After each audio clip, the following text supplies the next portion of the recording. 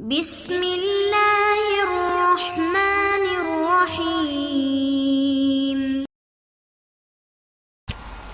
اعوذ باللہ من الشیطان الرجیم بسم اللہ الرحمن الرحیم الحمد للہ رب العالمین والصلاة والسلام علی رسول اللہ وعلی آلہ طیبین الطاہرین۔ سباق نمبر 2، علم اصول کا موضوع، فائدہ اور مباحث۔ عزیز ساتھیو، السلام علیکم ورحمۃ اللہ وبرکاتہ۔ آج کی ہماری گفتگو کا عنوان ہے علم اصول کا موضوع، فائدہ اور علم اصول کے مباحث۔ جیسا کہ آپ سب کو معلوم ہے کہ جب بھی ہم کسی علم کے بارے میں گفتگو کرتے ہیں تو ابتدا میں چند چیزوں کا جاننا بہت ہی ضروری ہے کہ سب سے پہلے اس علم کی تعریف کیا ہے، اس علم کا موضوع کیا ہے، اس علم کی غرض اور غایت کیا ہے، اور اس علم میں کن کن مباحث سے گفتگو ہوتی ہے۔ ان چیزوں کو جاننا بہت ہی ضروری ہے، اور انہی چیزوں کو مبادئ تصوریہ بھی کہا جاتا ہے۔ تو علم اصول کے بارے میں بھی آپ کے ذہن میں یقیناً یہ سوال پیدا ہوتا ہے کہ علم اصول کا موضوع کیا ہے۔ اگرچہ پہلا جو سبق ہے اس میں ہم نے تھوڑی سی گفتگو کی تھی کہ علم اصول میں ان چیزوں کے بارے میں ہم گفتگو کرتے ہیں کہ جن کے ذریعے حکم شرعی کا استنباط اور استخراج ممکن ہوتا ہے، لیکن تفصیلی گفتگو ہم اسی سبق میں انشاءاللہ کریں گے۔ تو علم اصول کا جو موضوع ہے اس موضوع کے بارے میں علماء میں اختلاف موجود ہے۔ علماء اصول میں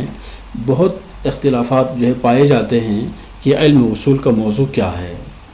بعض علماء کرام فرماتے ہیں کہ علم اصول کا موضوع ادلہ اربعہ ہے۔ ان ادلہ اربعہ جو دونوں فریقین میں سبھی علماء جو ہے ان ادلہ اربعہ سے مراد لیتے ہیں قرآن، سنت، اجماع اور عقل ہے۔ بعض علماء یہ فرماتے ہیں کہ علم اصول میں یہ جو چار ادلہ ہیں، بیسک اور فنڈامنٹلز جس کو کہا جاتا ہے، بنیادی جو دلیلیں ہیں، ان دلیلوں کے بارے میں ہم گفتگو کرتے ہیں کس طرح سے ان چاروں دلیلوں کے ذریعے ہم حکم شرعی کو ثابت کر سکتے ہیں۔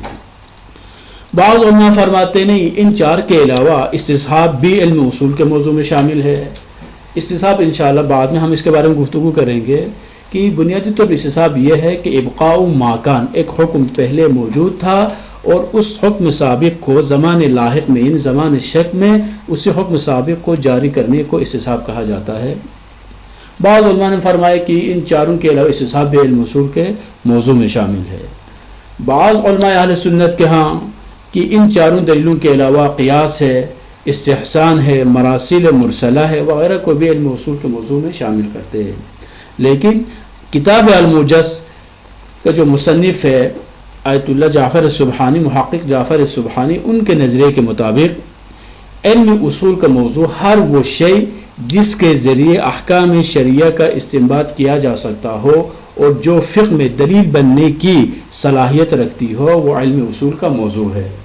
بس یہ جو نظریہ انہوں نے یہاں پر بیان کیا ہے کہ علم اصول کا موضوع ہر وہ چیز یعنی جو فقہ میں دلیل بننے کی جس میں صلاحیت موجود ہو، جس کے ذریعے حکم شرعی کا استنباط کیا جا سکتا ہو، وہ علم اصول کے موضوع میں شامل ہے۔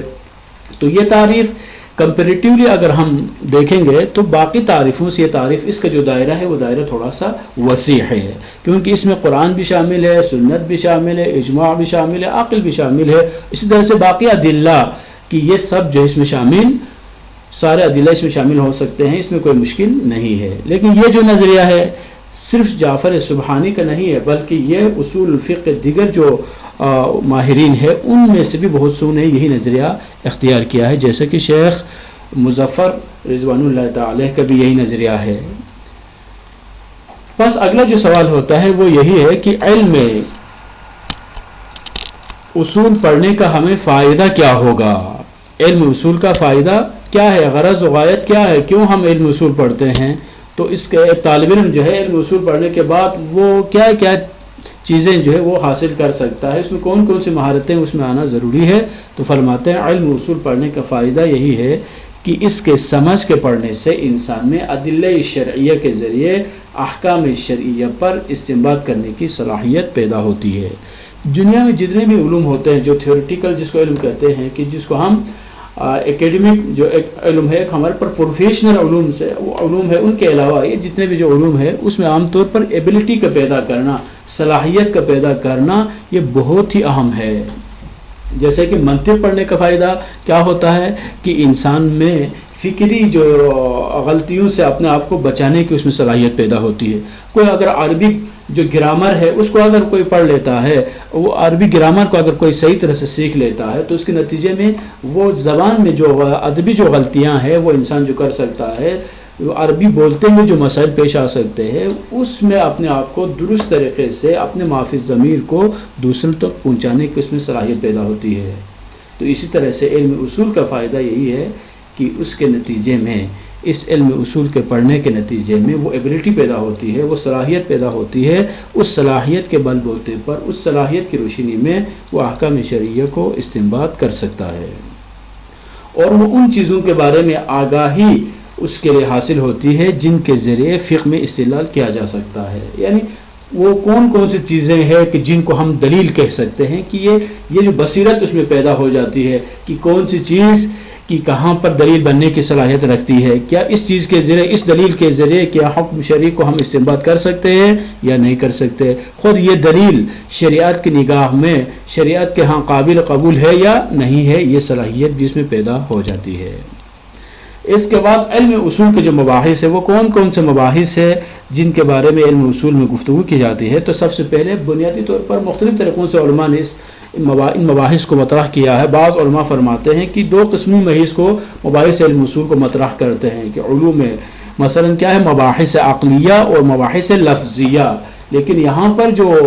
صاحب کتاب ہے، مصنف ہے، انہوں نے 4 اہم مباحث کو ذکر کیا ہے کہ یہ جو کتاب الموجز ہے اس کتاب میں انہی 4 مباحث کے بارے میں گفتگو ہوگی. سب سے پہلے جو مباحث اول مباحث لفظیہ ہے، یہ مباحث الفاظ آپ کہہ سکتے ہیں کہ مباحث الفاظ میں ہم کن چیزوں کے بارے میں گفتگو کرتے ہیں. مباحث الفاظ میں ہم الفاظ کے جو مدالیل ہے کہ لفظ کس چیز پر دلالت کرتا ہے اس کے بارے میں گفتگو کریں گے. اسی طرح سے الفاظ کے جو ظواہر ہے کہ ان ظواہر کے بارے میں بھی ہم گفتگو کرتے ہیں. مثلا صیغہ امر کا جو ظہور وہ کس چیز میں ہے، وجوب میں ہے، استحباب میں ہے، مطلق طلب میں ہے، اباحہ میں ہے، کیا ہے، کس چیز پر صیغہ امر دلالت کرتا ہے. دوسرا جو مبحث ہے وہ مباحث عقلیہ ہے. مباحث عقلیہ میں احکام عقلیہ یا کلیہ کے بارے میں گفتگو ہوتی ہے کہ وہ احکام عقلیہ جو حکم شرعی کے استنباط میں ممد اور معاون ہو سکتے ہیں کہ ان کے بارے میں ہم گفتگو کرتے ہیں. مثال کے طور پر ایک چیز کے واجب ہونے اور اس کے مقدمے کے واجب ہونے میں کوئی ملازمہ موجود ہے یا ملازمہ موجود نہیں ہے. مثال کے طور پر کہ اگر مسجد میں جانا ضروری ہے، مثال کے طور پر، اسی طرح سے اگر نماز واجب ہے تو پھر نماز کے لیے مسجد کی طرف جانا یہ جو مقدمہ ہے، کیا یہ نماز مسجد میں جانا بھی ضروری ہے. یا مثلا نماز کا جو مقدمہ شرعیہ ہے وضو ہے، کیا نماز واجب ہے تو کیا وہی دلیل جو نماز کو واجب قرار دے رہی ہے، کیا اسی دلیل سے ہم وضو کے واجب ہونے کو بھی ثابت کر سکتے ہیں یا نہیں کر سکتے. یا اسی طرح مثلا اگر کوئی چیز واجب ہو تو کیا اس کی ضد حرام ہے شریعت میں یا حرام نہیں ہے. مثال کے طور پر نماز پڑھنا اگر واجب ہے تو کیا اس نماز کے ٹائم پر اگر ہم کھانا کھائیں، اگر اس نماز کے ٹائم پر اگر کوئی اور کام ہم انجام دیتے ہیں تو شریعت کی جو شرعی جو مصلحت ہے یا احکام شرعیہ کا تقاضا کیا ہے، کیا ایک چیز کا واجب ہونے کا تقاضا یہ ہے کہ اس کی ضد حرام ہے یا حرام نہیں ہے. ہم مباحث عقلیہ میں انہی چیزوں کے بارے میں گفتگو کریں گے. مباحث حجج اور امارات میں مثلا ہم گفتگو کرتے ہیں کہ خبر واحد حجت ہے یا نہیں ہے، خبر متواتر کی کیا تعریف ہے، شہرت کیا ہے، اجماع کیا ہے، ان چیزوں کے بارے میں گفتگو ہوتی ہے. اور اگر خبر واحد مثال کے طور پر اگر حجت ہے تو اس کی حجیت پر کون کون سی دلیلیں دلالت کرتی ہے، قرآن آیات میں سے کون کون سی آیات ہے، سنت میں سے احادیث مبارکہ میں سے کون کون سی جو ہے وہ روایات ہے جو خبر واحد کی حجیت پر دلالت کرتی ہے، کیا کوئی عقلی دلیل بھی موجود ہے یا موجود نہیں ہے. اجماع اس کے بارے میں علماء کا کیا ہے، کیا خبر واحد کی حجیت پر علماء کا اجماع ہے یا نہیں ہے. مباحث حجج اور امارات میں ہم انہی چیزوں کے بارے میں گفتگو کرتے ہیں. اور مباحث اصول عملیہ میں یہ بحث کی جاتی ہے کہ جب ایک مجتہد کے پاس احکام شرعیہ پر جب کوئی دلیل موجود نہ ہو، دلیل اجتہادی اگر اس کے پاس یا موجود نہ ہو تو پھر وہ کیا کرے. مثلا کوئی آیت قرآن میں سے اس کو ملتی نہیں ہے، کوئی حدیث اگر اس کو نہ ملے تو ایک مجتہد کس چیز کی طرف رجوع کرے گا،